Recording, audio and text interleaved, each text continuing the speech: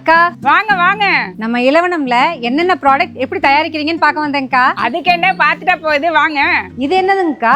இது நேந்திரம் வாழைக்காய் பொடி தயாரிக்கிறதுக்கான ப்ராசஸ்ங்க. முதல்ல தார்ல இருந்து வாழைக்காயை பிச்சு 2 பக்கம் கட் பண்ணி தண்ணிக்குள்ள போட்டுறோங்க. அதுக்கப்புறம் அதை நல்லா அலசி எடுத்து காயில கீரல் போடுறோம். கீரல் போட்டதுக்கு அப்புறம் அதுல இருக்க தோலை உரிச்சு எடுத்துடுறோம். இப்போ வாழைக்காய் வந்து ஸ்லைஸ் பண்ற அளவுக்கு ரெடி ஆயிருச்சுங்க.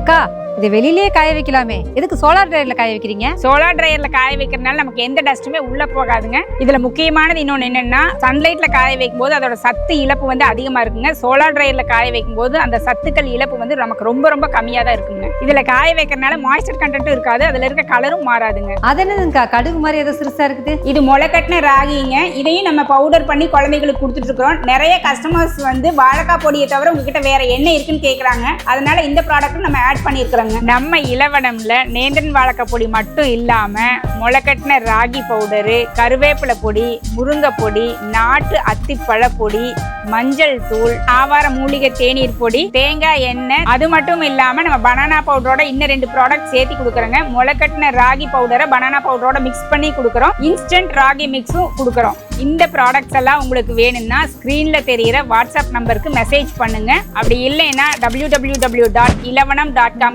வெப்சைட்ல போய் நீங்க ஆர்டர் பண்ணி வாங்கிக்கலாங்க. வெப்சைட்ல ஆர்டர் பண்றவங்க ஸ்கிரீன்ல தெரியிற கூப்பன் கோடை யூஸ் பண்ணா உங்களுக்கு ஸ்பெஷல் டிஸ்கவுண்ட் இருக்குதுங்க.